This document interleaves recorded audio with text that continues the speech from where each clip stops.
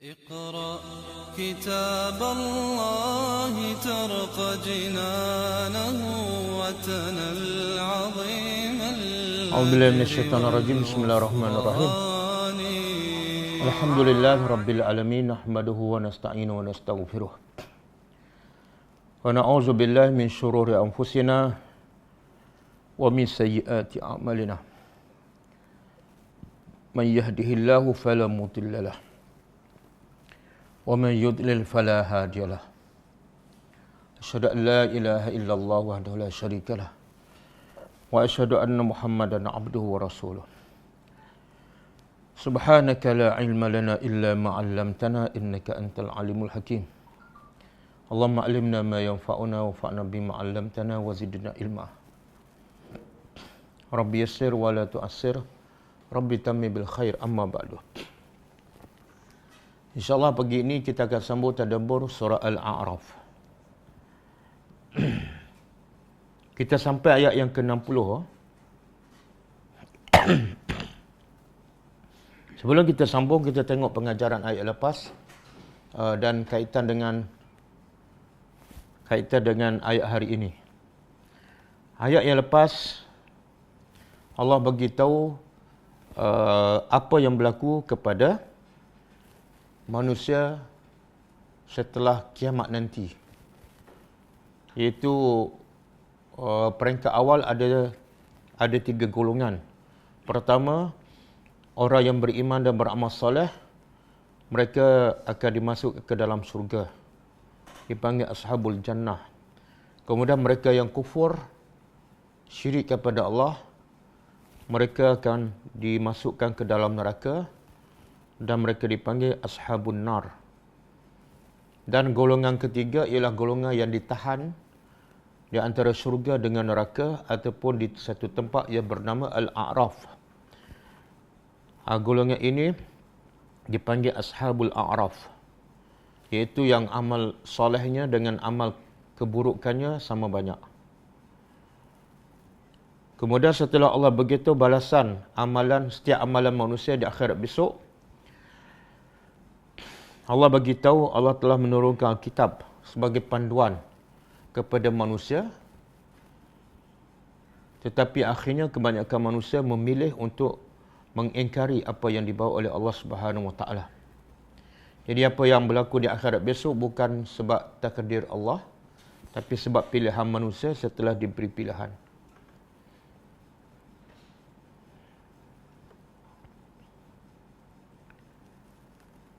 Kemudian Allah juga bagi tahu rahmat Allah, bukti-bukti kebesaran Allah dan juga rahmat Allah.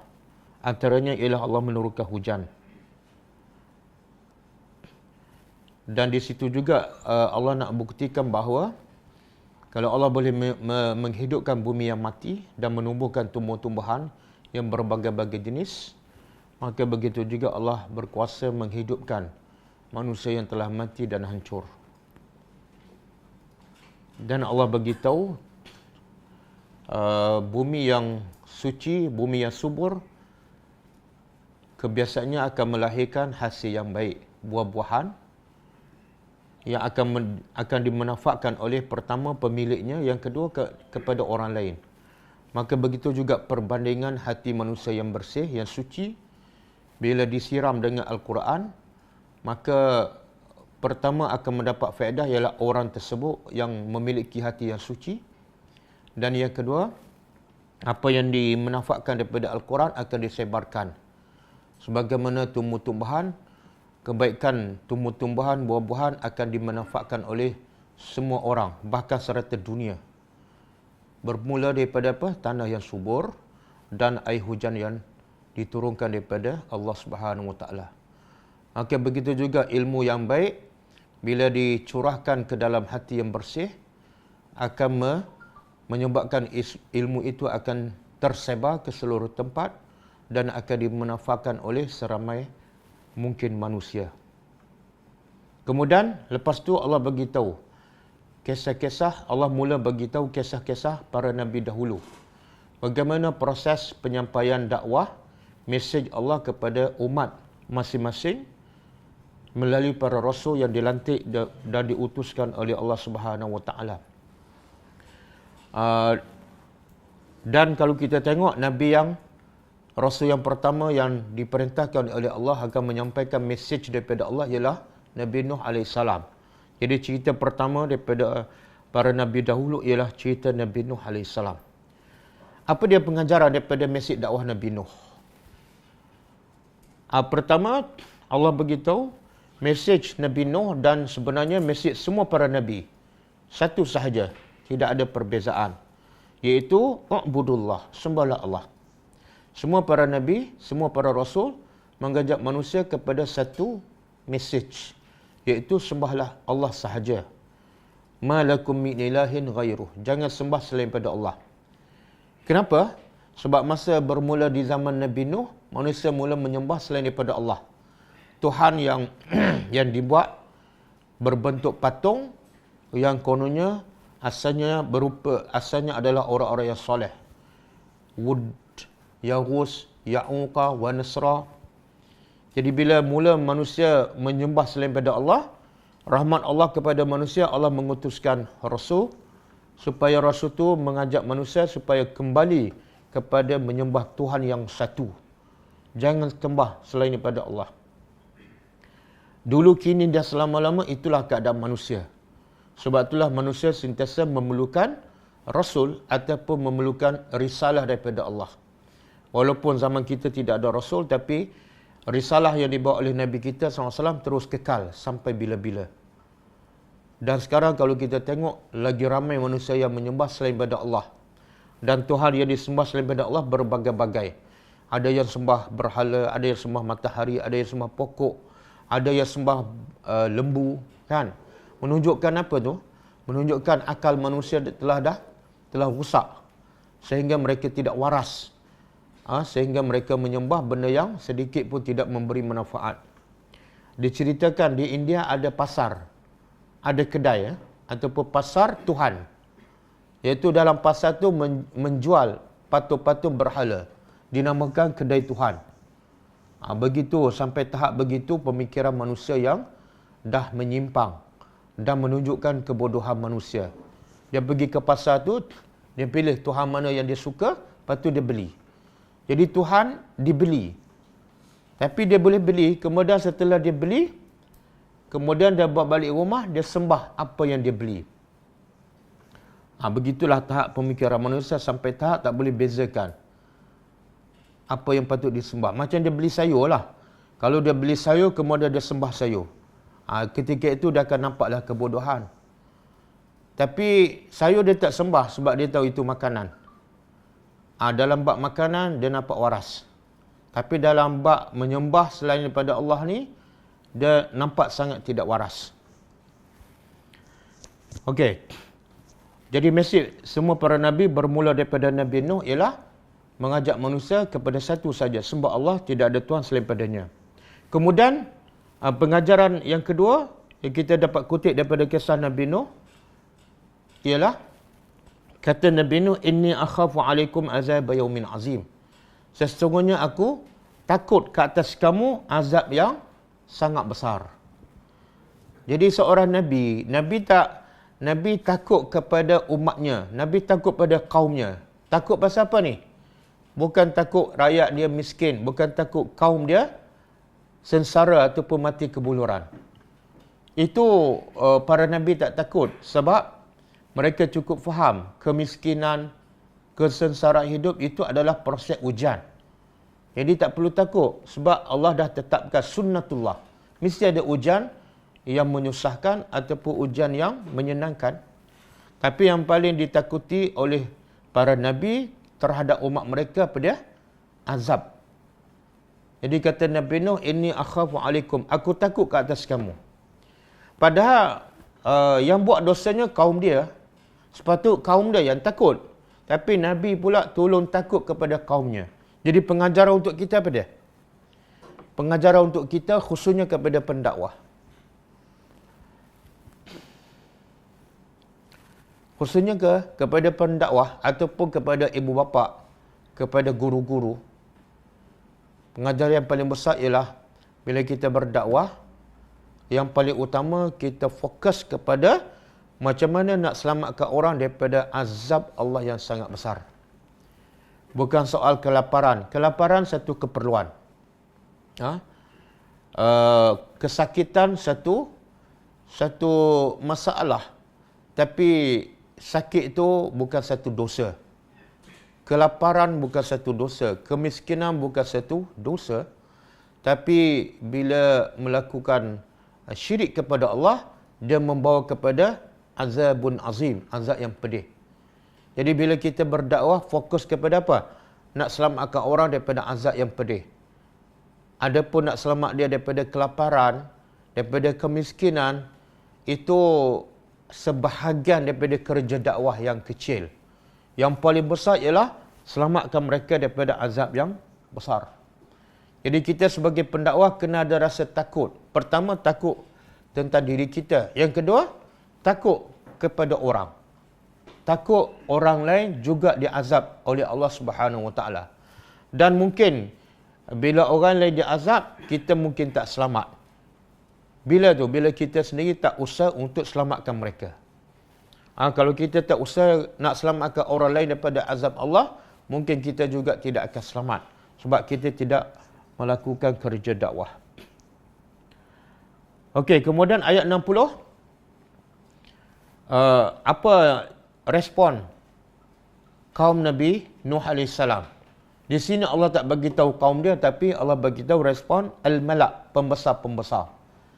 Menunjukkan yang paling utama, yang paling cepat menentang dakwah, menentang kebenaran ialah pembesar, pemimpin. Kenapa? Sebab mereka ada kepentingan. Mereka sedang berkuasa, dan bila mereka berkuasa, mereka nak kekal berkuasa dengan apa cara sekalipun. Bila ada dakwah mengajak pada kebenaran, itu dah menggugat, mengganggu kuasa mereka dan mengancam kedudukan mereka. Jadi golongan pertama yang menentang dakwah dan menentang kebenaran, kebiasaannya ialah al-malak, pembesar yang ada kuasa. Apa kata pembesar terhadap dakwah Nabi Nuh? Inna lanaraka fi dhalalim mubin. Kami lihat engkau ni dalam kesesatan yang sangat jelas. Di situ juga ada pengajaran. Manusia yang sesat, bila dia berada dalam kesesatan yang sekian lama, tiba-tiba ada orang membawa kebenaran, maka dia tak akan rasa yang dia buat itu adalah sesat. Bahkan dia rasa yang baru dibawa kepada mereka, walaupun benar, sebenarnya itulah yang sesat. Kenapa? Ini pola pemikiran masyarakat kebiasaannya. Sebab mereka rasa yang mereka buat itu dah sekian lama dan tidak ada yang menegur. Bahkan orang yang berilmu pun bersekongkol bersama mereka. Akhirnya mereka yakin yang mereka buat itu betul. Tiba-tiba yang baru datang ni menyalahi dengan amalan mereka yang sekian lama. Maka mereka rasa yang baru ni mesti tak betul. Walaupun sebenarnya yang baru itu adalah yang betul. Begitulah berlaku dalam mana-mana masyarakat bila-bila masa. Bila kita bawa yang baru dan benar dan bercanggah dengan amalan masyarakat yang sekian lama, maka mereka anggap amalan apa yang kita bawa adalah sesat. Sebab apa? Bercanggah dengan amalan mereka sekian lama. Jadi seolah kaedah mereka ialah apa yang dia amalkan sekian lama mesti betul. Apa yang baru biasanya mesti salah. Itulah yang berlaku kepada dakwah Nabi Nuh AS. Okey, kita berhenti setakat ayat 60 kan? Kita sambung ayat 61. Setelah pembesar kaum Nabi Nuh mengatakan dakwah Nabi Nuh sesat. Bukan setakat sesat, dhalalim mubin, sesat yang nyata. Sebab jelas-jelas, sangat jelas berlawanan dengan apa yang diamalkan oleh mereka sekian lama. Maka apa pula jawab Nabi Nuh kepada respon pembesar kaum Nabi Nuh? Apa Nabi Nuh jawab? Qala, dia berkata,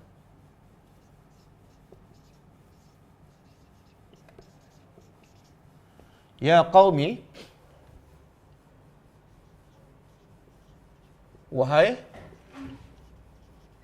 kaumku. Laisa bi, laisa mana? Tidak ada, bi bagiku, dalalah, kesesatan.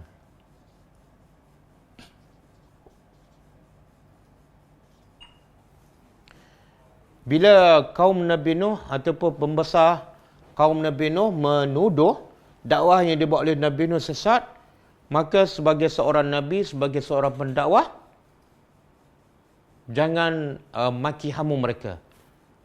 Walaupun mereka sebenarnya yang sesat. Tapi cukup dengan menafikan. Kata Nabi Nuh, sebenarnya aku tidak sesat. Jangan hentam, jangan maki. Ini contoh teladan khususnya untuk pendakwah. Bila orang tuduh kita sesat, jangan kita tuduh dia balik sesat. Apatah lagi sampai tak kita maki hamun. Kan? Tengok orang tuduh Nabi Nuh sesat. Nabi Nuh tak tuduh balik mereka sesat. Bahkan Nabi Nuh hanya menafikan. Aku tidak sesat. Sebab apa? Bagi tahu sebab. Kenapa aku tidak sesat? Walakinni, akan tetapi Rasulun, aku adalah utusan min Rabbil Alamin, dari Rabb, pencipta sekalian alam.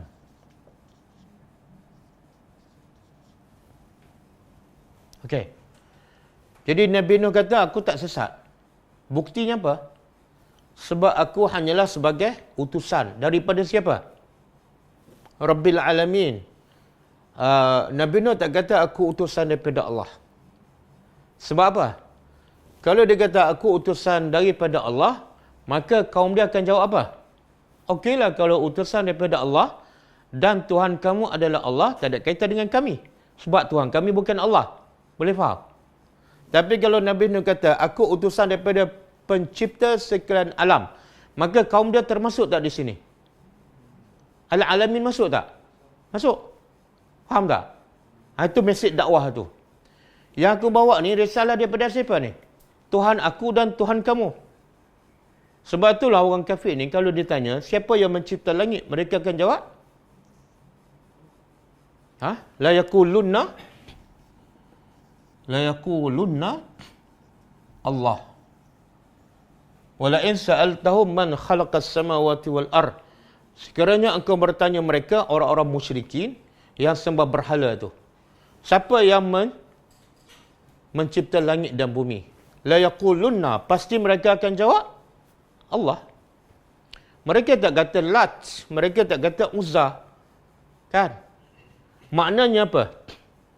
Ketika ini orang musyrikin Mekah guna tak perkataan Allah? Guna, kan? Dia tak kata la yaqulunna my God, Allah.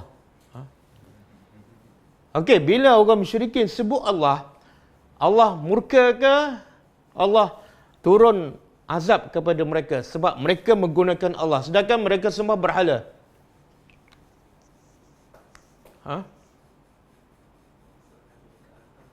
Allah kata apa? Qulil hamdulillah. Qulil hamdulillah. Lepas mereka mengatakan yang mencipta langit ialah Allah, mereka gunakan kalimah Allah. Maka Allah kata pada Nabi, puji Allah. Alhamdulillah. Sebab apa? Sebab mereka mengiktiraf Tuhan yang sebenar. Kan? Jadi, betul tak mereka menggunakan kalimah Allah? Betul. Jangan nafikan. Sebab penggunaan mereka betul. Yang salah pada? Yang salah mereka mensyirikkan Allah. Jadi satu, menggunakan kalimah Allah. Yang kedua, mensyirikkan Allah. Kita tegur hanya yang salah. Yang betul, jangan tegur. Yang betul apa dia? Dia guna perkataan Allah. Yang salah apa dia? Dia mensyirikkan Allah. Betul bahagian syirik je. Boleh faham?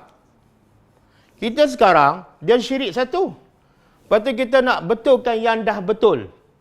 Apa dia? Menggunakan kalimah Allah. Betul. Ini orang musyrikin. Yang paling kuat menentang Islam, orang musyrikin Mekah ke orang musyrikin Malaysia? Orang musyrikin pun Allah tak marah mereka menggunakan perkataan Allah. Bahkan Allah suruh Nabi puji Allah. Sebab apa? Sebab mereka mengakui Allah pencipta langit. Dan dalam masa yang sama, mereka mengiktiraf Allah Tuhan yang kamu sembah itu adalah betul. Sebab Muhammad ajak mereka sembah Allah.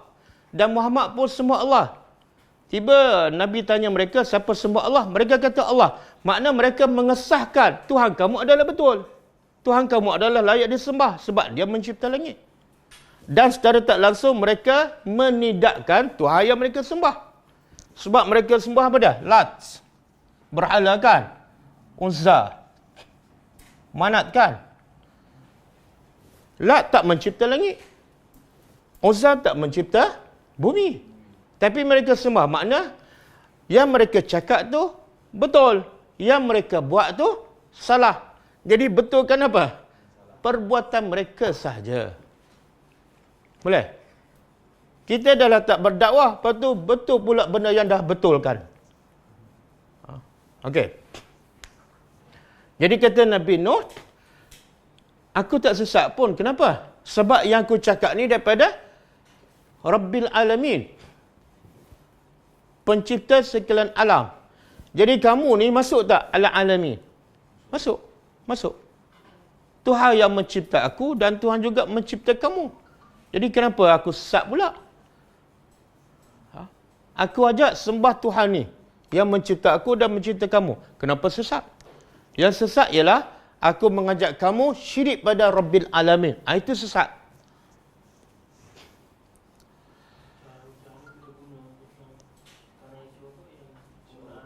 Ya, betul. Dan orang musyrikin bukan setakat guna perkataan Allah. Bahkan nama mereka pun ada perkataan, apa antara nama orang musyrikin? Abdullah. Bukan setakat dia guna perkataan Allah. Dia bagi nama anak dia Abdullah, hamba Allah. Dia tak kata Abdul Allat. Dia tak kata Abdul Al-Uzza. Kan? Bapa Nabi nama apa? Abdullah. Dan orang yang paling munafik, ketua munafik, CEO dalam syarikat munafik international. Apa nama dia? Nama dia Abdullah bin Ubay. Ni. Abdullah bin Ubay dengan orang Cina Malaysia, mana lebih jahat? Abdullah bin Ubay dengan Kristian Malaysia, mana lebih jahat? Abdullah bin? Tapi bila nama dia Abdullah dan dia paling jahat, Nabi bangkang tak dia guna nama Allah? Nabi bangkang tak? Tak, Nabi tak bangkang. Bahkan bila dia dapat anak pun, dia namakan anak dia Abdullah bin Abdullah.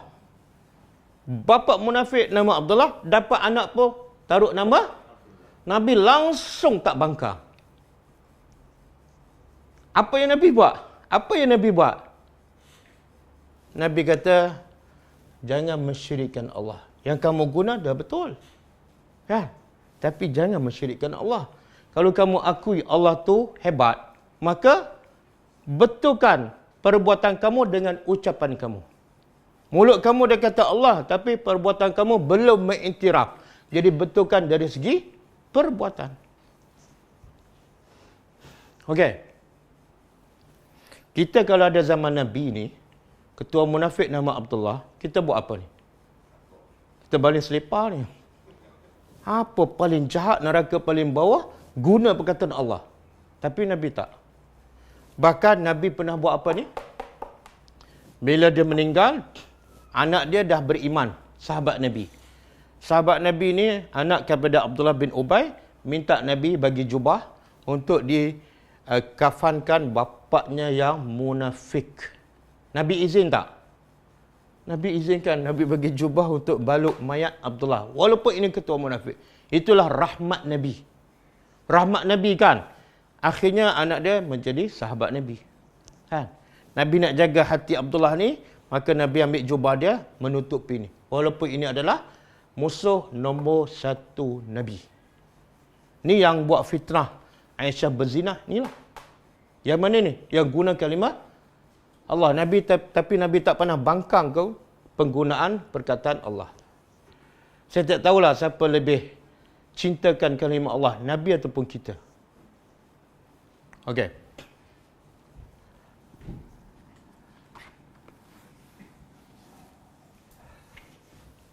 Waktu Nabi sayang pada Allah, Nabi habiskan masa buat apa? Ajak orang sembah Allah, kan? Kita banyak habis masa bangkang orang guna kalimah Allah. Berdakwah.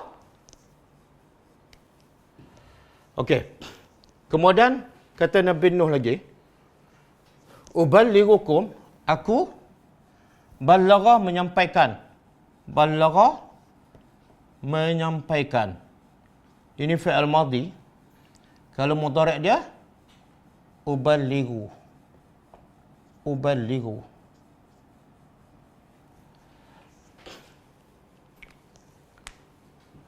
Ini fi'il mudhari' kan?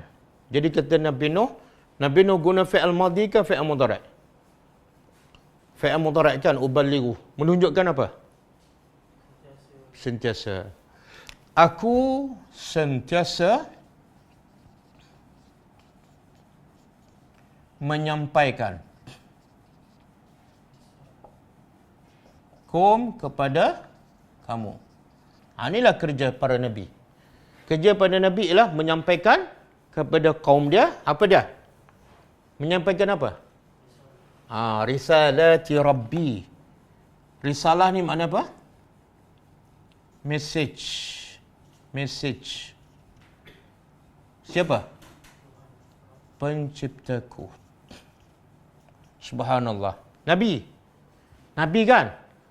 Walaupun dia Nabi, Rasul yang pertama, tapi yang disampaikan siapa? Yang disampaikan apa dia? Message. Subhanallah. Berapa ramai yang bukan Nabi, tapi bila berdakwah, cerita pendapat dia. Cerita pendapat guru dia. Kan? Yang lagi tu apa dia? Cerita pasal mimpi dia. Nabi pun tak cerita pasal mimpi. Kan? Nabi direct menyampaikan risalah Tuhan. Makna Nabi ni langsung tak masuk campur urusan risalah Allah. Itu makna dia Rasul, utusan. Utusan ni hanya macam postman lah. Dia tukar bawa je, tukar sampai je. Yang tukar ubah ni bukan postman tu. Yang tukar tambah ni bukan postman tu, bukan Rasul. Itu dia panggil apa? Dia panggil apa? Bila dapat mesej daripada Nabi, dia ubah, dia tambah. Kemudian baru dia cerita pada orang. Itu bukan Rasul, bukan utusan, bukan postman. Itu dia panggil apa? Tak tahulah. Postman yang memandai-mandai. Postman yang memandai-mandai. Dia dapat surat, dia buka, dia tambah, dia kurangkan. Lepas tu dia tunggu mimpi dia pula. Dia tambah lagi mimpi dia. Akhirnya yang sampai pada manusia bukan risalata Rabbi. Kan? Kata guru saya.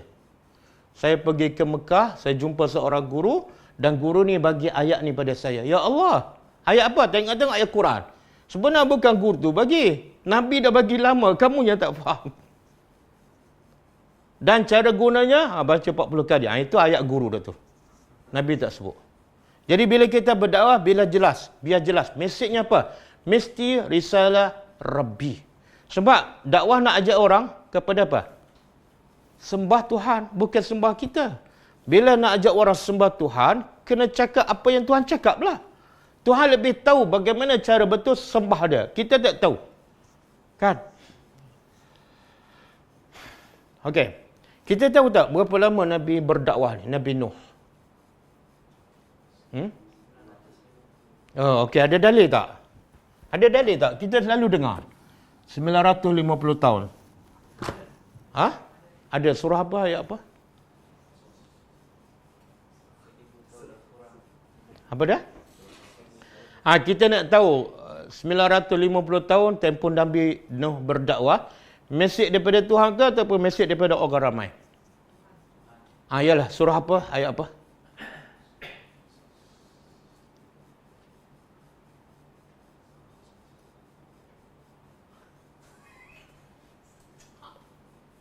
Surah apa?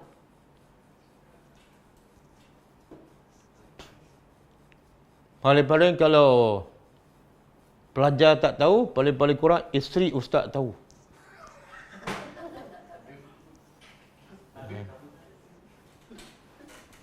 Surah Al-Ankabut ayat 14. Surah Al-Ankabut ayat 14. Allah kata apa? Wa arsalna Nuhan ke? Nuhan ila qaumihi. Fala bisa? Fala bisa fihim alfu sanatin illa khamsina aman. Kemudian wa akhazahumu at-tufan. Dah. Wahum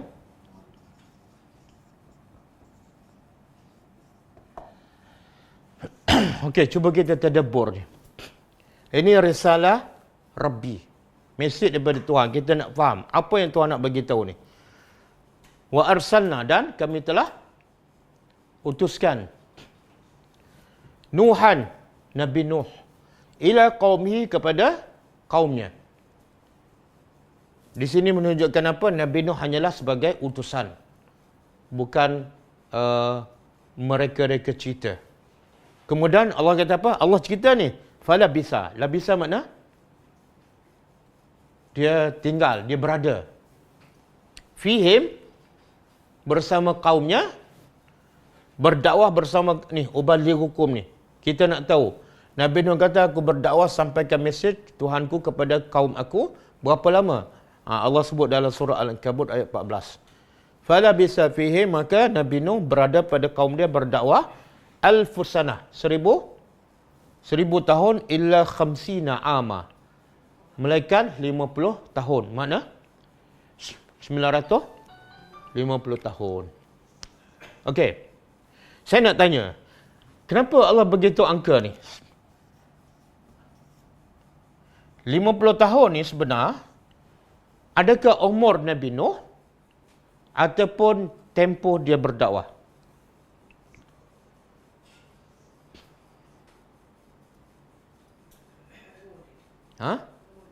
Umur? Sekarang soalan, Allah nak beritahu umur Nabi Nuh ke Allah nak beritahu tempoh Nabi Nuh berdakwah? Mana yang penting? Umur Nabi Nuh ke tempoh Nabi Nuh berdakwah?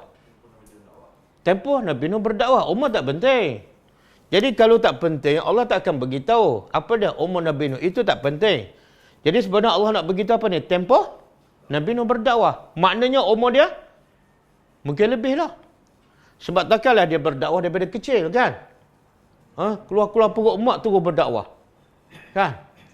Mestilah berdakwah masa boleh bercakap, dan setelah dilantik sebagai Rasul. Biasanya dilantik sebagai Rasul berapa umur? Campurlah 40. 1000 tahun. Kan? 1000 tahun. Jadi sebenarnya Allah nak beritahu apa ni? Allah bila bagi tahu tempoh dakwah Nabi Nuh 950 tahun, sebenarnya mesejnya apa? Allah bukan nak bagi tahu angka. Bukan.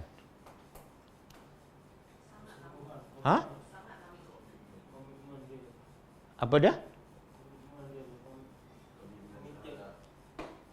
Jadi poinnya apa? Apa dia?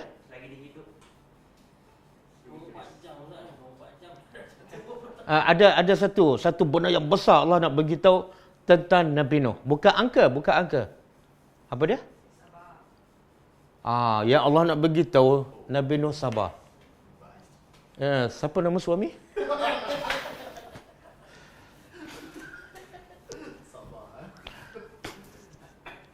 Allah bila sebut angka, Allah bukan nak beritahu angka. Itu tadabbur. Allah nak beritahu apa ni? Sangat-sangat luar biasa orang buat kerja dakwah yang tak ada gaji, kemudian dimaki oleh kaum dalam tempoh 950 tahun tapi boleh bertahan. Makna apa? Kesabaran Nabi Nuh sangat-sangat luar biasa. Sangat-sangat luar biasa. Siapa boleh bertahan? Dan Allah cerita lebih detail lagi bagaimana kaum Nabi Nuh menghadapi dakwah Nabi Nuh, kan, dalam surah Nuh. Cuba buka surah Nuh. Kita nak hayati ni betapa hebatnya kesabaran Nabi Nuh. Cuba buka surah Nabi Nuh. Surah Nuh. Apa dia? Qala Rabbi inni da'autuhum. Satu, da'autuhum lailan wa nahara. Jangan tengok angka 950 tahun saja ni.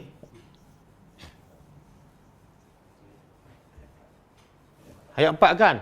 Aku berdakwah pada kaum aku lailan. Subhanallah. Bukan pukul 8 habis. Pukul 5. Bukan hujung minggu. Bukan hujung bulan. Bukan waktu pencen. Kan? Lailan wa nahara. Lepas tu, yang kedua?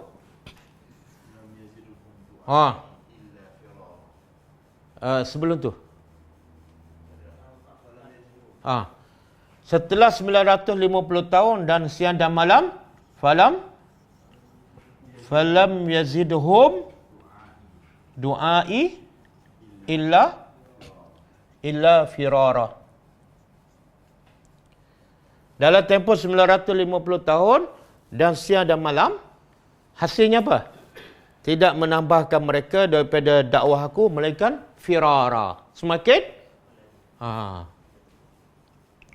hari ni berdakwah, lari 10 orang. Besok berdakwah, lari 50 orang. Minggu depan berdakwah, lari 1 orang. Kalau kita bertahan berapa hari?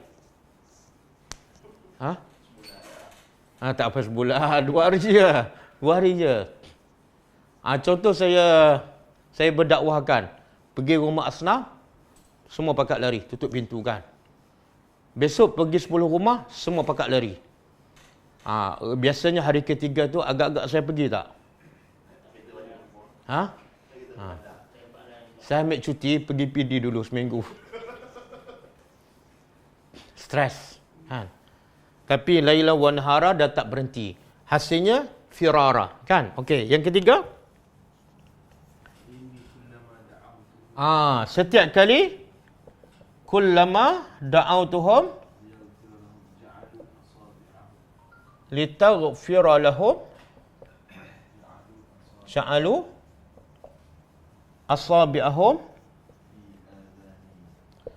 fi azanihim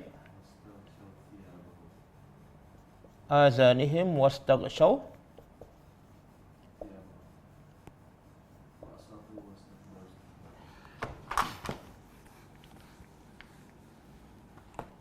wastaghshaw thiyabahum. Kemudian wa asarru wastakbaru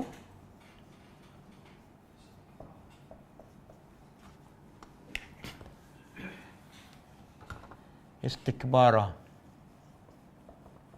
Okey, yang ketiga, kata Nabi Nuh, setiap kali da'utuhum, aku berdakwah pada mereka untuk apa ni? Bukan untuk dapat duit. Bukan supaya aku disanjung. Bukan supaya aku dapat anugerah. Hanya matlamat litaghfira lahum, supaya engkau ampunkan dosa mereka. Itu je. Supaya engkau, ya Allah, ampun dosa mereka. Bukan engkau ampun dosa aku. Mana aku tak ada kepentingan. Tapi akhirnya mereka buat apa? Ja'alu asabi'ahum, ambil jari mereka letak dalam telinga. Kemudian yang kedua, wastaghshaw thiyabahum, dia ambil baju, kain, dia tutup muka. Kenapa ni? Satu telinga, satu muka. Allah sebut detail supaya kita tadabbur, kita hayati. Sebab orang Melayu bila sebut kisah Nabi Nuh, dia ingat satu je apa? Kapal. Kapal je. Dia tak tengok ni bagaimana periknya dakwah Nabi Nuh. 950 tahun siang dan malam, orang semakin lari, Bahkan setiap kali Nabi Nuh berdakwah, hanya supaya Allah ampun dosa kaum dia je. Itu je. Tak ada langsung pangkat ke, kedudukan ke, anugerah. Langsung tak ada. Tapi akhirnya, kaum dia tutup telinga. Kenapa tutup telinga? Sebab tak nak dengar suara Nabi Nuh. Kenapa tutup muka? Sebab tak nak tengok muka Nabi Nuh. Sampai tahap tu sekali. Benci dengan suara Nabi Nuh dan meluat tengok muka Nabi Nuh. Oh. Tapi 950 tahun Nabi Nuh tak pernah merajuk.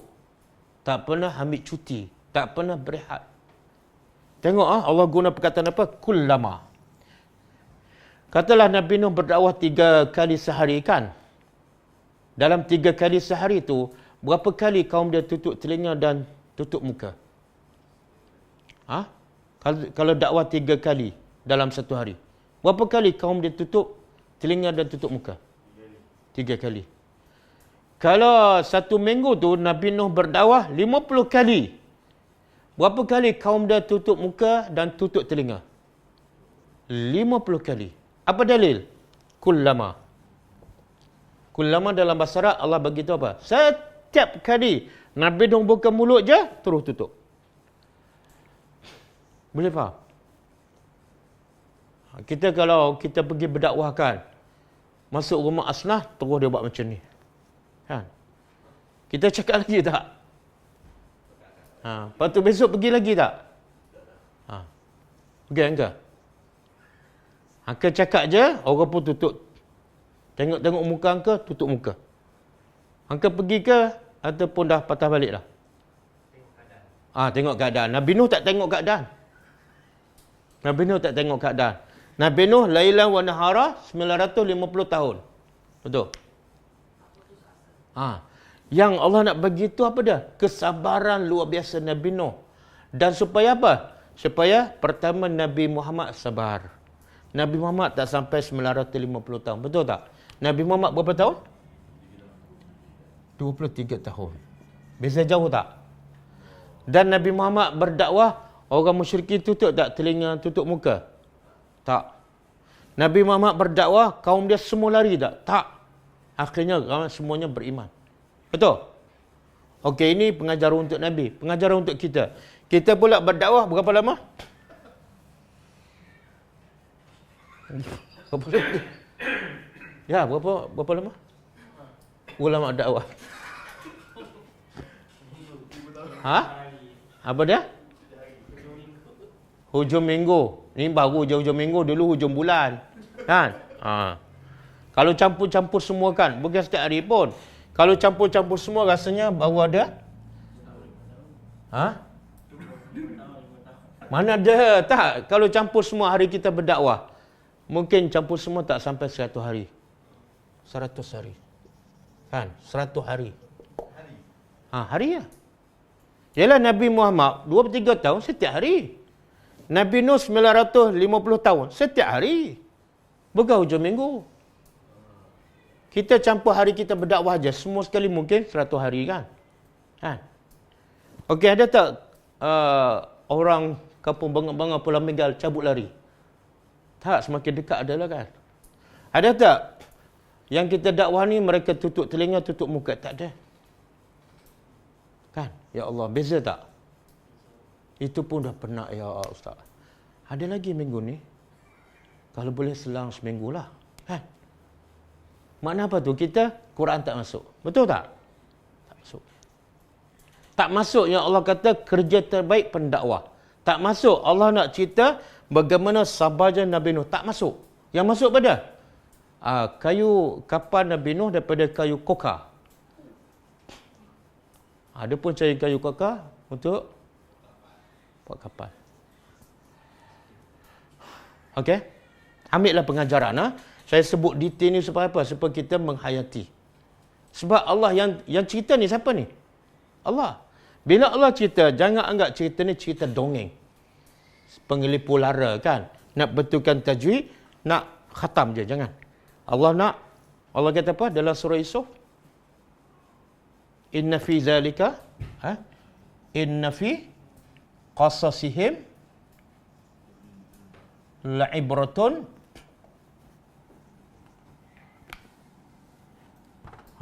Surah Yusuf ayat 111. 111. Inna fi qasasihim la'ibratun. Sesungguhnya dalam kisah mereka ada ibrah, pengajaran. Tapi bukan untuk semua orang. Liulil albab ke? Cuba tengok surah Yusuf last kali, ayat terakhir.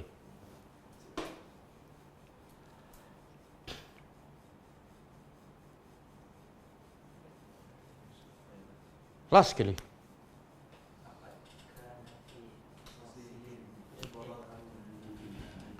Betul. Laqad kana fi qasasihim la'ibratun, ada lam? Tak ada.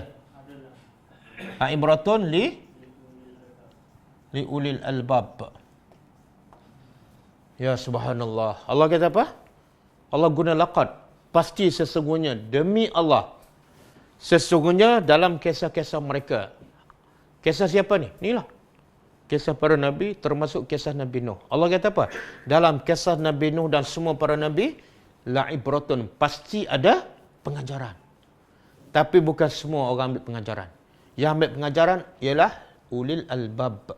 Orang yang berfikir sahaja. Berapa ramai yang baca surah Nabi Nuh, kan? Dia berlalu macam tu, tak berfikir. Maka dia bukan ulil albab. Berapa ramai yang baca surah Yasin berkurun-kurun. Tapi bila ditanya apa ibrah, tak tahu. Dia belum ulil albab. Dan Allah perintah pada Nabi, ceritalah kisah-kisah kepada umat kamu. Cerita, mana wajib kita cerita kisah para Nabi, para Rasul dalam Quran kepada semua manusia. Apatah lagi pada anak-anak kita. Cuba tanya anak-anak kita, cuba tanya isteri kita. Tahu tak kisah Nabi Nuh? Tahu. Apa pengajaran? Tak tahu. Tahu tak kisah Nabi Yusuf? Tahu. Apa pengajaran? Tak tahu. Mana anak kita, isteri kita belum ulul albab. Cuba tengok surah Al-A'raf ayat 176. Di hujung ayat tu.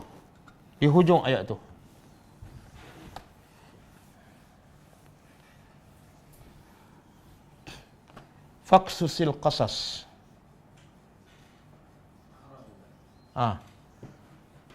176. Faqsusil qasas.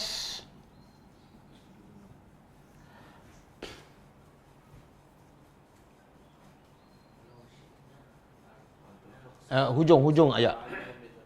La'allahum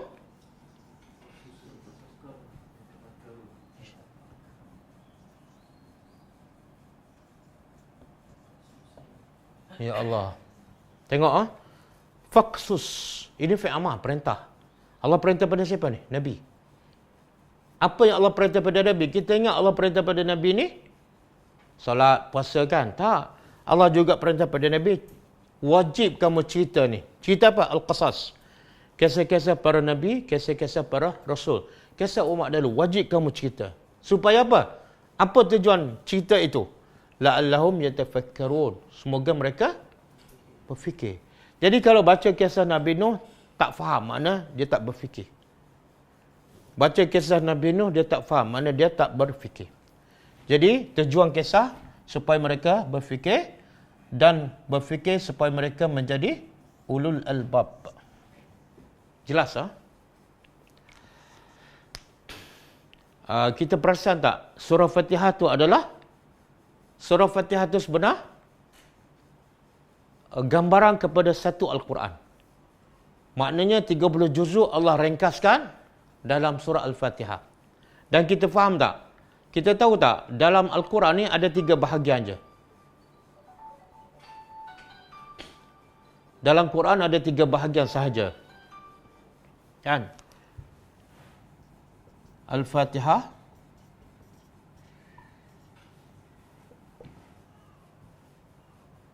ringkasan Al-Quran.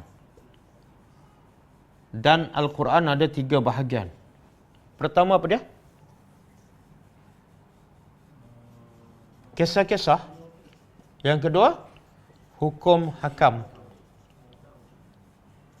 Yang ketiga,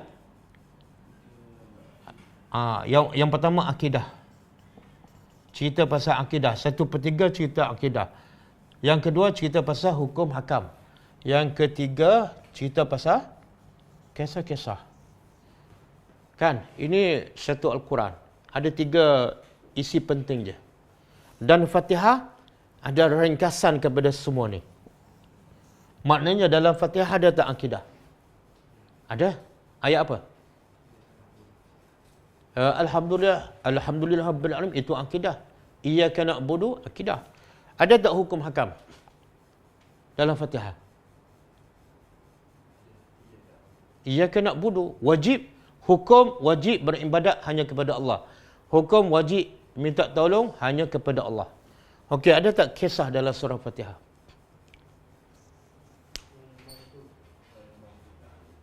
Yang pertama kisah orang yang an'amta alaihim. Orang yang engkau beri nikmat pada mereka. Itu cerita tu. Siapa? Siddiqin, syuhada, salihin, al-nabiyyin. Semua tu cerita tu. Itu cerita apa? Cerita orang dapat hidayah. Yang kedua cerita al-maghdubi alaihim. Cerita orang Yahudi. Betul tak? Dalam Quran banyak cerita orang Yahudi. Ada ilmu tapi tak beramal. Yang ketiga cerita ad-dhalin. Cerita orang Nasrani. Ataupun cerita orang yang jahil. Jadi, kisah ni adalah 1/3 daripada Al-Quran. Dan tujuan kisah, supaya manusia berfikir dan ambil pengajaran. Okey. Boleh?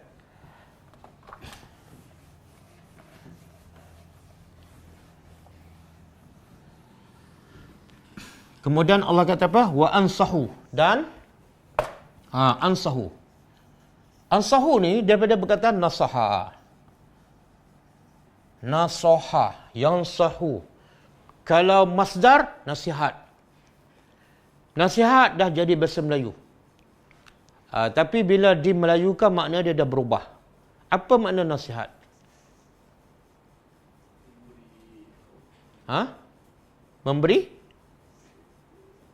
Memberitahu, memberi peringatan. Sebenarnya asalnya bukan itu makna dia. Okey, nasaha, masdar dia apa? Nasihah. Asal perkataannya maknanya apa? An-nasihah ialah al-ikhlas fi asy-syai'. Kita kena faham makna nasihat. Nasihat ni sebenarnya makna ikhlas dalam melakukan sesuatu. Beza kan dengan nasihat bahasa Melayu. Saya nak nasihat awak ni. Sedangkan asal makna ikhlas, nasihat ialah ikhlas. Contoh bahasa Arab. Zahabun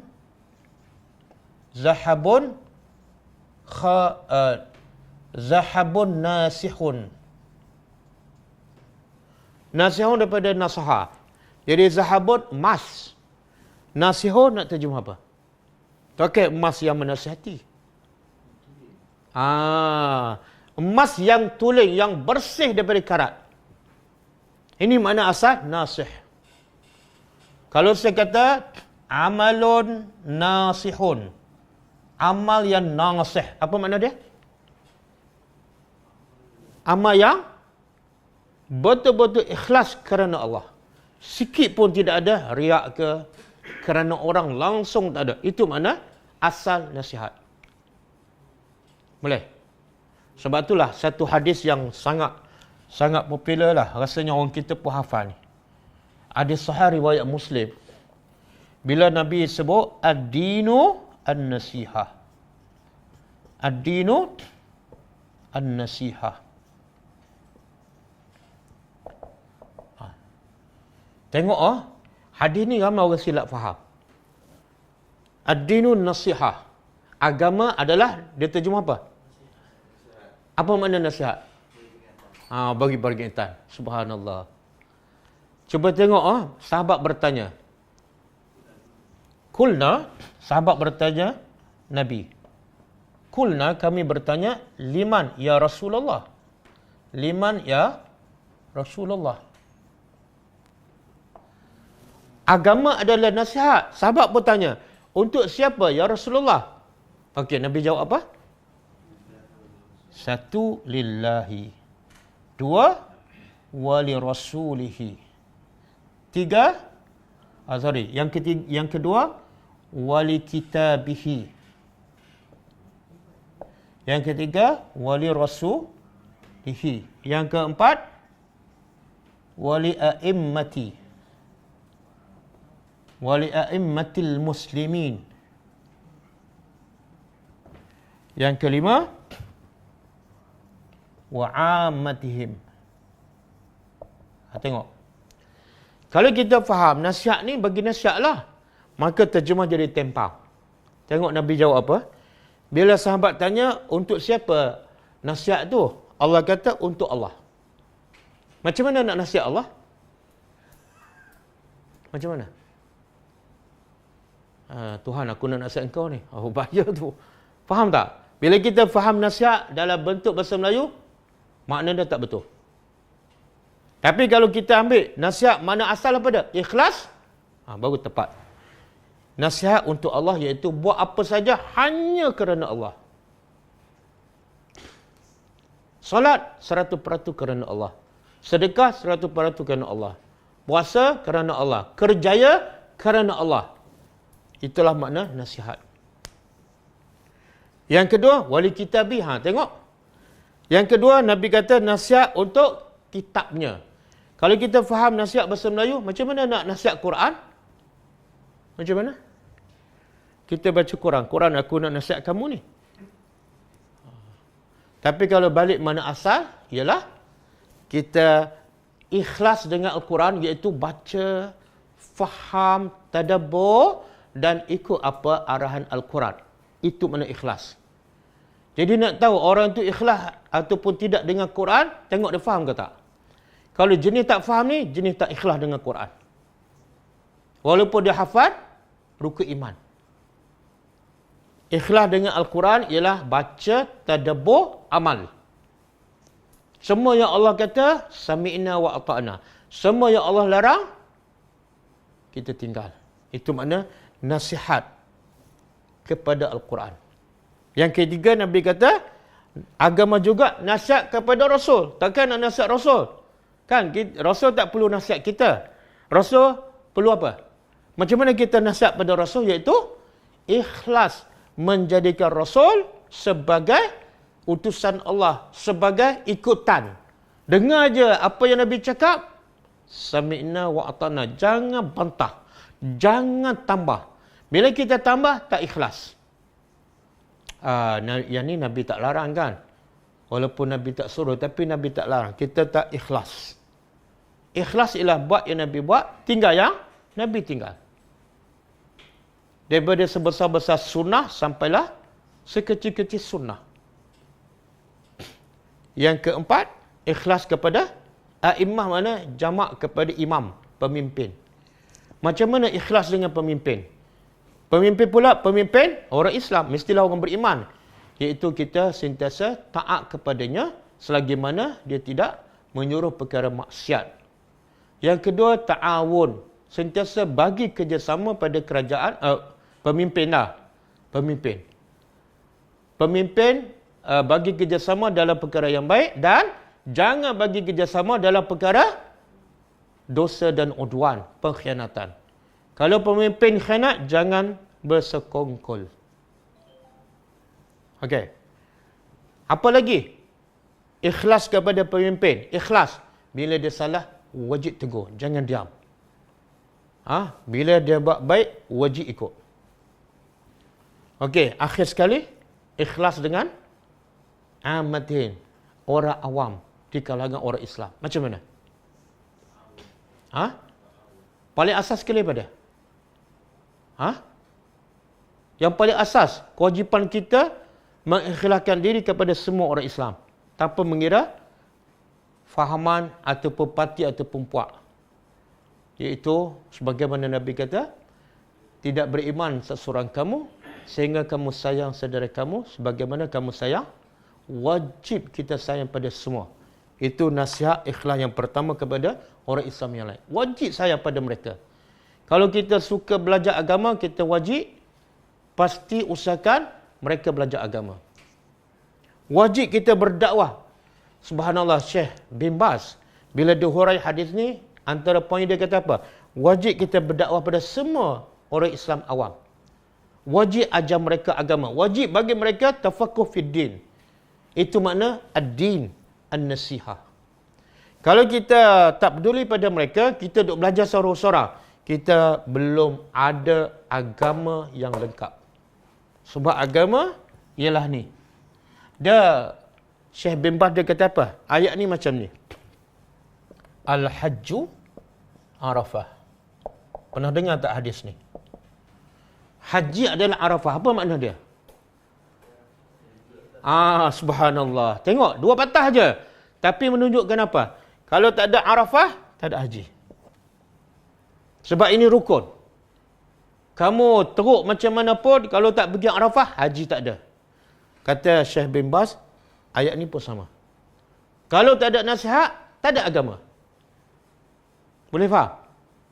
Kalau tak ada ikhlas kamu pada Allah, ikhlas kamu pada Quran, ikhlas kamu kepada Rasul, ikhlas kamu pada pemimpin dan sayang kamu, dakwah kamu kepada orang ramai, agama kamu belum sempurna. Bukan kecil. Ini yang maksud Nabi Nuh, wa ansahu, aku ikhlas berdakwah untuk kamu. Bukan untuk diri aku, bukan untuk kepentingan duniawi. Boleh? Ansahu, aku sentiasa ikhlas. Kalau kita nak terjemah nasihat pun boleh. Tapi, jangan tinggal perkataan ikhlas. Aku nasihat kamu dengan ikhlas. Maknanya kalau dia nasihat orang, tapi ada kepentingan, itu bukan nasihat. Aku sentiasa ikhlas berdakwah. Lakum, untuk kamu. Wa a'lamu, dan aku tahu. Dan aku tahu minallah, dari Allah, ma la ta'lamun, apa yang kamu tidak mengetahui.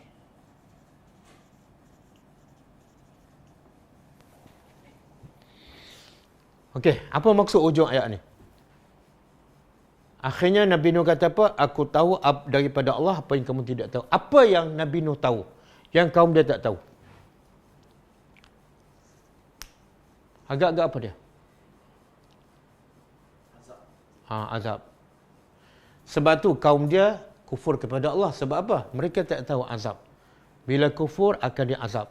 Dan Allah sebut tadi kan, waja'atuhum at-tufan. Kaum dia tak sangka pun. Sebab tu dia tak beriman. Maka Nabi Nuh beritahu, aku tahu.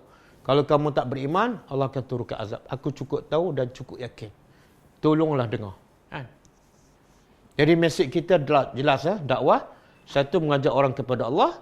Dan tujuan utama, selamatkan manusia daripada azab Allah. Ini yang ramai tak tahu. Sebab tu tak beriman. Tak tahu apa? Akibat tak beriman kepada Allah. Akibat dosa mereka di akhirat. Ramai yang tak beriman. Maka akhirnya mereka terus dalam dosa. Okey? Boleh? Raja Kemaran. Okey, Raja Kemaran. Apa khabar Raja Kemaran? Jika Nabi Nuh digelar sebagai Abu Bashar Al-Thani, Isnaini, bapa manusia kedua, kerana keturunan manusia hari ini adalah keturunan Nabi Nuh selepas banjir besar. Bagaimana pula dengan pengikut-pengikut Nabi Nuh yang bersama di atas kapal yang terselamat?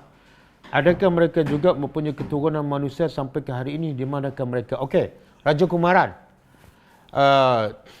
Sebenarnya Allah sebut dalam Quran, yang ada hari ini semuanya daripada zuriat Nabi Nuh sahaja. Yang bersama Nabi Nuh dalam kapal tidak ada zuriat. Yang bersama Nabi Nuh dalam kapal, seorang pun tidak melahirkan zuriat. Jadi yang datang selepas Nabi Nuh, semua zuriat daripada Nabi Nuh. Macam mana zuriat Nabi Nuh? Kan isteri dia kufur kepada Allah. Ya, isteri Nabi Nuh kufur kepada Allah. Tapi ada isteri yang beriman. Nabi Nuh bukan seorang isteri. Ada isteri Nabi Nuh yang beriman, yang bersama Nabi Nuh dalam kapal. Dan daripada itulah lahirnya zuriat sampai ke hari ini.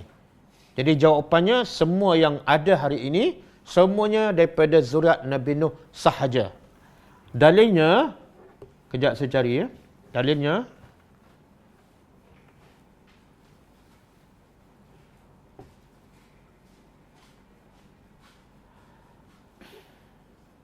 okey, surah As-Saff ayat 77.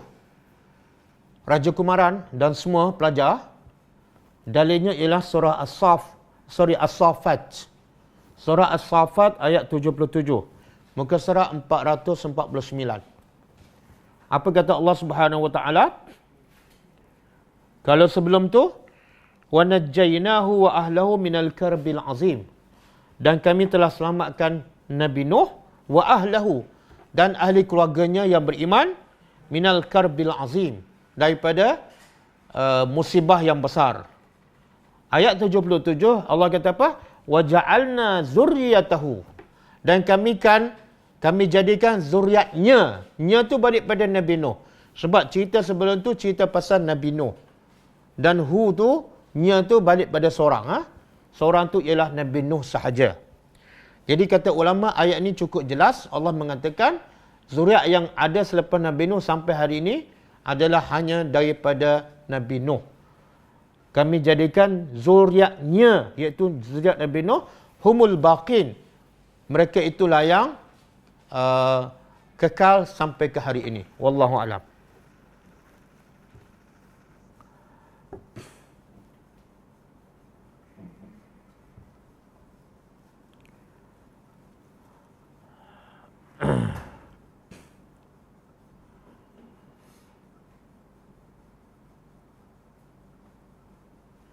Bila kita baca Al-Quran, amal ibadah kita dapat tak pahala ini kepada ibu bapa yang sudah meninggal? Ya. Puan Nur Aini, soalan, bila kita buat ibadat, pahala dapat tak kepada ibu bapa yang sudah meninggal? Ya. Jawapannya, ya. Bahkan semua amal anak-anak, amal yang soleh daripada anak-anak, akan sampai pahalanya kepada ibu bapa yang dah meninggal. Bukan baca Al-Quran saja. Solatnya, sedekahnya, pergi hajinya, pergi umrah, semua dapat pahala kepada mak bapak. Kenapa? Dalilnya Nabi sebut dalam satu hadis, al-waladu min kasbi abihi. Anak adalah hasil usaha bapaknya. Hasil daripada usaha mak bapak lah. Jadi kalau tanpa mak bapak, anak tak ada kat dunia. Jadi bila hasil mak bapak, maka mak bapak layak mendapat pahala. Jadi hadis tu Nabi tak sebut amalan apa. Apa saja amal soleh anak, insya-Allah bapa akan mak bapa yang dah meninggal akan dapat. Wallahu a'lam.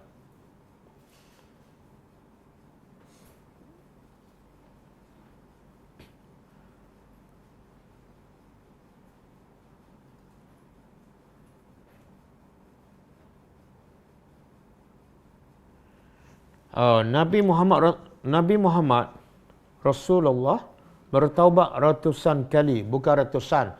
Ada hadis mengatakan satu riwayat 70 kali sehari. Ada satu lagi hadis 100 kali. Yang ratusan tu tidak ada dalil lah. Mungkin lebih pada 100 kali, wallahu alam. Tapi bila kata ratusan tu perlu pada ada dalil lah. Bagaimana cara Nabi bertaubat? Astagfirullah. Astagfirullah. Kemudian Nabi baca, ada ketika Nabi baca apa? Rabbi firli wa tub alayya innaka antat tawwabur rahim. Dan Nabi juga ajar kepada Aisyah ketika malam Lailatul Qadar, kan? Allahumma innaka afuwun tuhibbul afwa fa'fu anni. Bila Nabi ajar pada Aisyah, mana Nabi juga baca doa tersebut. Wallahu alam.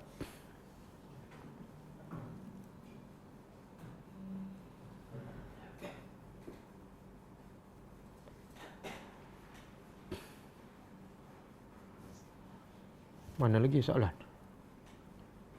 Tak ada dah.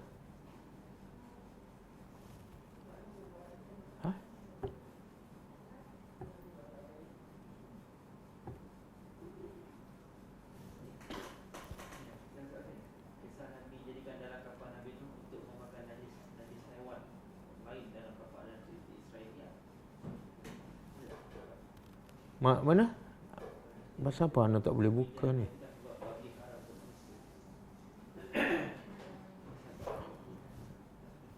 Baju kemaran ke?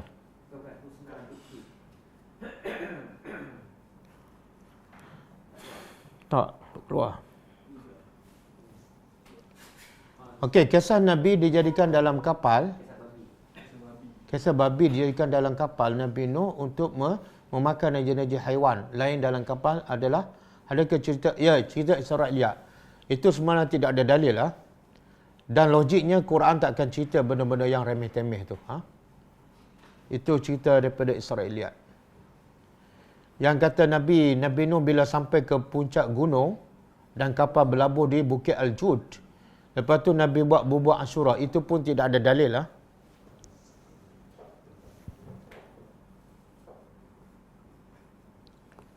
Siapa tak boleh buka? Ustaz kena keluar masuk balik. Oh ke? Ya ke?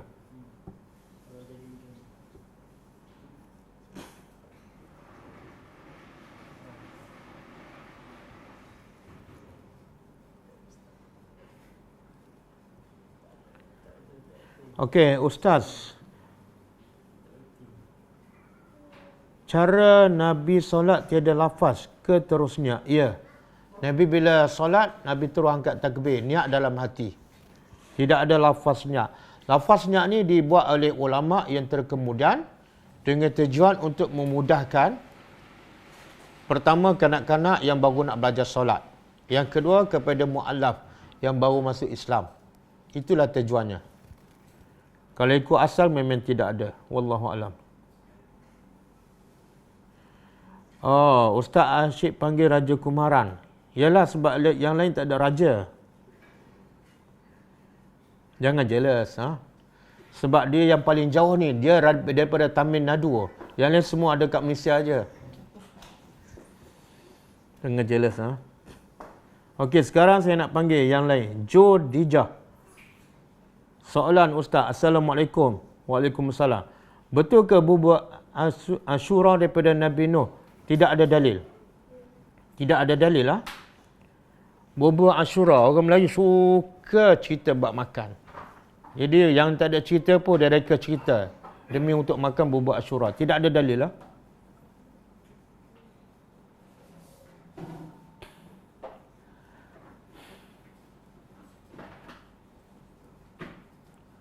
Safar, otai safar. Kita dah bertobat, sesekali hati itu hendak juga ulangi perkara lama. Itu biasa.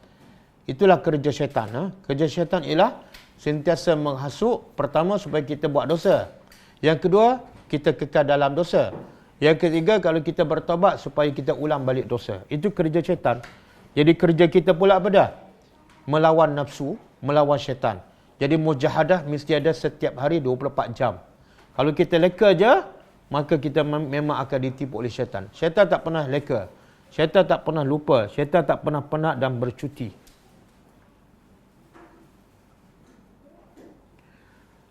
Salam. Bagaimana dengan anak buat dosa? Adakah mak ayah yang dah meninggal dapat juga dosa? Tidak.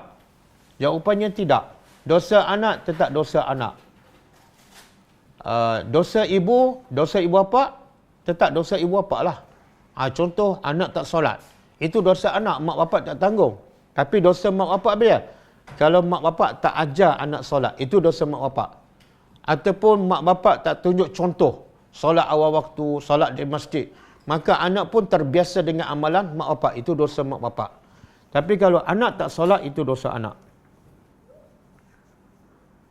Wallahu alam. Ustaz Muhammad Nazrul, Ustaz, hadis riwayat Abu Faras untuk memperoleh syurga dengan memperbanyakkan sujud.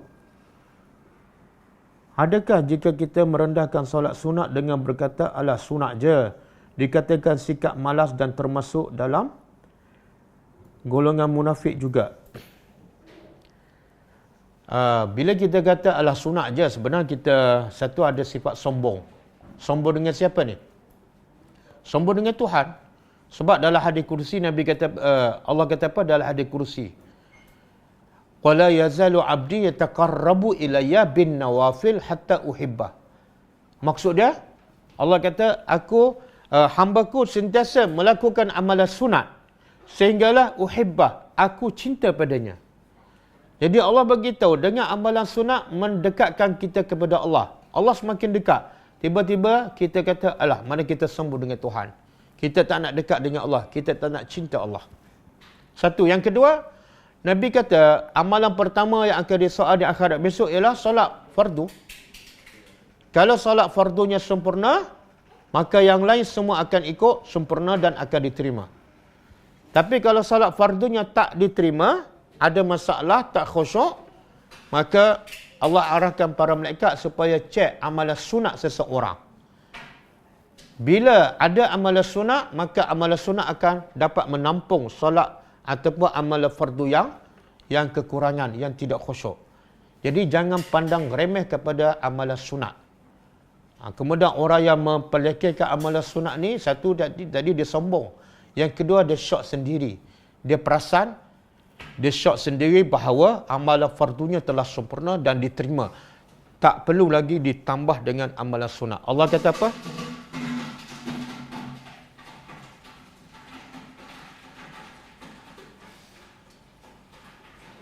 Allah kata apa?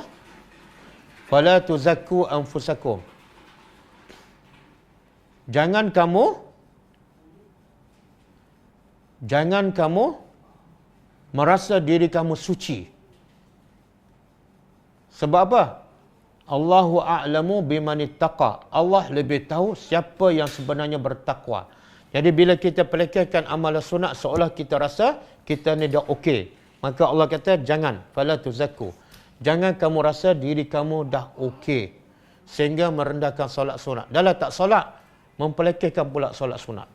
Jangan, wallahu a'lam.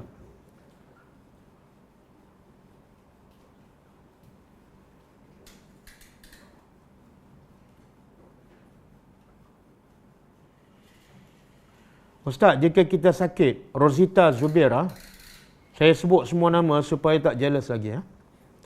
Ustaz, jika kita sakit solat sambil tidur, solat zuhur, misalnya kita kena buat 4 rakaat juga ataupun 2 rakaat. Okey, kita sakit, kemudian kita solat sambil tidur. Pertama, tak boleh solat sambil tidur. Solat tidak sah bila solat sambil tidur. Bila dah tidur, macam mana boleh solat? Yang betul ialah solat sambil baring. Jadi betulkan ayat. Okey, solat sambil baring sebab kita sakit. Boleh tak solat? Boleh. Sah tak? Sah. Tapi tetap kena buat 4 rakaat. Kena buat 4 rakaat.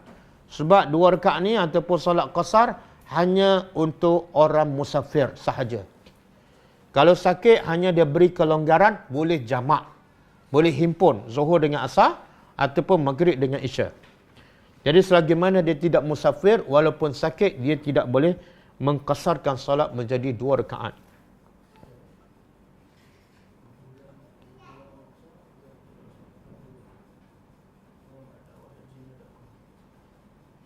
Ustaz, Emma Aziz.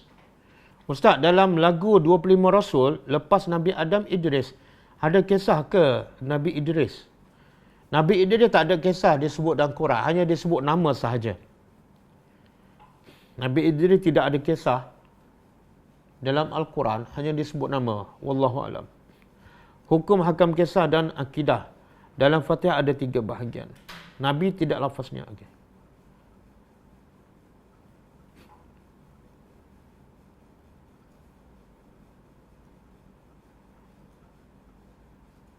Raja Kumaran tak jawab soalan Ustaz lagi. Soalan apa pula? Ustaz tanya apa soalan?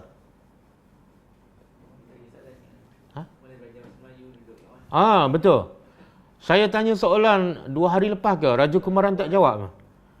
Macam mana boleh duduk di Tamil Nadu? Adakah asal Tamil Nadu? Kalau asal Tamil Nadu, macam mana boleh faham bahasa Melayu? Boleh ikut kelas tadabbur dengan faham dan jelas. Pernah tak duduk kat Malaysia? Okey. Nisa Razali. Ustaz, jika tahun-tahun sebelumnya kita tidak ganti puasa, adakah wajib kita bayar fidyah dan berpuasa? Okey, ada 2 pendapat. Siapa yang tak ganti puasa, Siapa yang tinggal puasa dengan sengaja, maka dia wajib ganti selagi mana dia sihat. Okey, kalau dia tak ganti selepas Ramadan ataupun selepas setahun, ada dua pendapat. Pertama, satu dia kena gantikan puasa sebanyak yang ditinggal. Yang kedua, dia kena bayar fidyah. Setiap satu hari bagi makan pada orang miskin. Bagi makan pada orang miskin ni makna pagi dan petang lah untuk satu hari. Kalau puasa, sahur dengan berbuka. Kalau kata dia tinggal puasa 20 hari kan, kemudian dia kena qada 20 hari. Ini kalau belum cukup setahun. Tapi kalau selepas tahun dia belum qada, dia kena buat dua benda. Satu, ganti puasa 20 hari. Yang kedua, kena bayar fidyah untuk 20 orang fakir miskin. Itu pendapat pertama. Pendapat kedua, dia hanya wajib qada puasa sahaja. Tidak ada bayar fidyah. Sebab pendapat kedua dia kata dalil jelas dalam Al-Quran. Allah kata apa? Wa man kana maridan aw ala safarin fa iddatun min ayamin ukhra. Siapa yang sakit ataupun musafir fa iddatun min ayamin ukhra, hendaklah ganti dengan hari-hari yang lain. Jadi ayat itu secara jelas menyebut siapa yang tinggal puasa kena ganti. Yang kafarah ni tak ada. Jadi terserah kita nak ambil pendapat mana. Wallahu a'lam.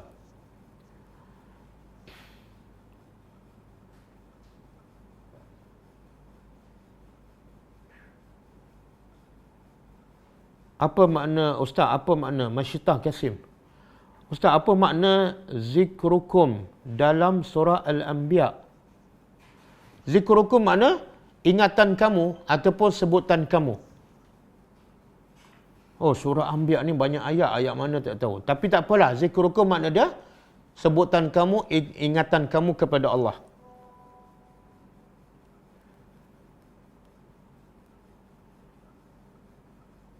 Selawat tafrijiyah. Macam mana okey tak? Tidak ada dalil.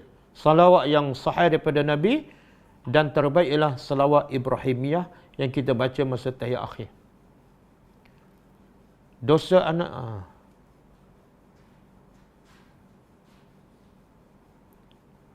Saya daripada Penang. Nak tanya, bolehkah?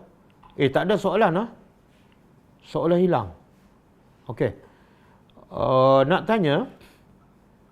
Bolehkah kita menyertai majlis bacaan Yasin dan tahlil sempena kenduri kesyukuran, kesembuhan penyakit dan pelajar ambil peperiksaan, kemudian mereka bagi nasi bungkus dan sebaik-baik kita elakkan sebab itu bukan daripada amalan Nabi. Tapi kalau kita elakkan ataupun kita tak pergi menyebabkan timbul perpecahan, pergaduhan, makna pergaduhan, perpecahan itu sebenarnya musibah bagi umat Islam. Maka demi nak mengelakkan mudarat yang lebih besar, kata ulama kita boleh pergi tapi bukannya untuk meraihkan amalan tersebut, tapi nak menjaga kesatuan. Kita pergi makan balik. Wallahu a'lam.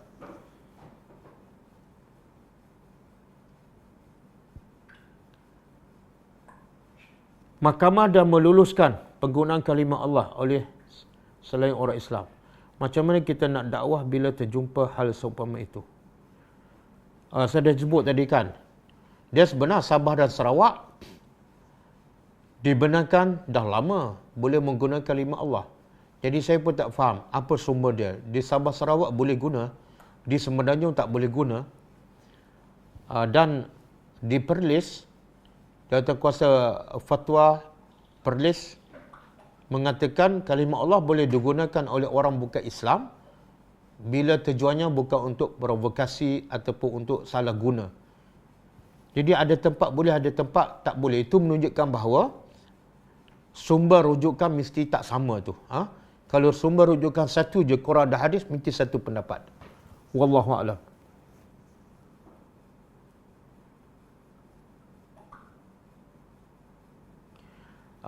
Mohon Ustaz huraikan Syah Jamilah.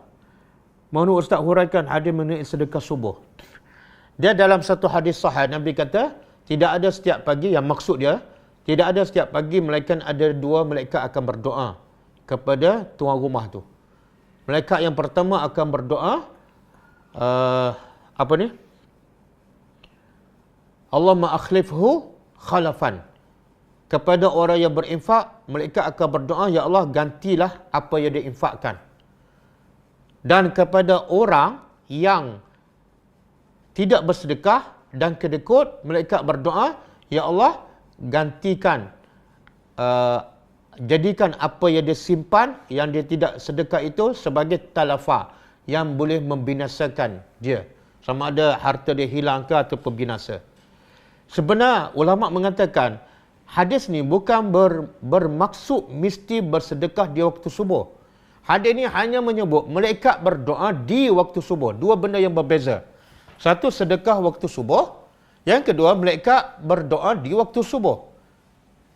Yang betulnya ialah hadis hanya menceritakan malaikat berdoa di waktu subuh.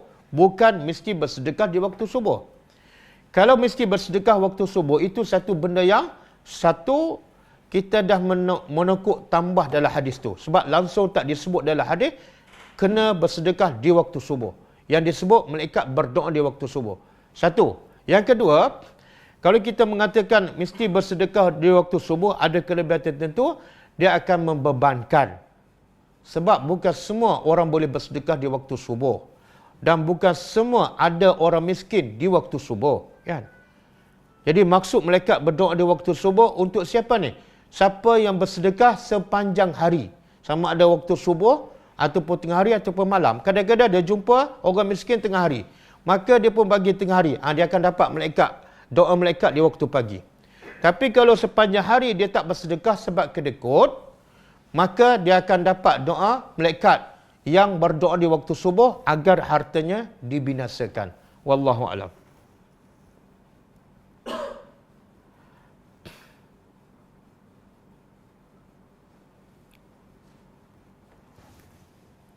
Oh, masa dah cukup lah. Jadi saya minta maaf kepada yang belum sempat dijawab soalannya. Siapa yang belum sempat dijawab soalan boleh tanya besok ah. Kelas kita besok insya-Allah ada pukul 10.30. Sambungan tadabbur surah Ibrahim. Kita tutup dengan membaca tasbih kafarah. Subhanakallahumma wa bihamdika asyhadu an la ilaha illa anta astaghfiruka wa atubu ilaik. Assalamualaikum warahmatullahi wabarakatuh. كتاب الله ترق جنانه وتنى العظيم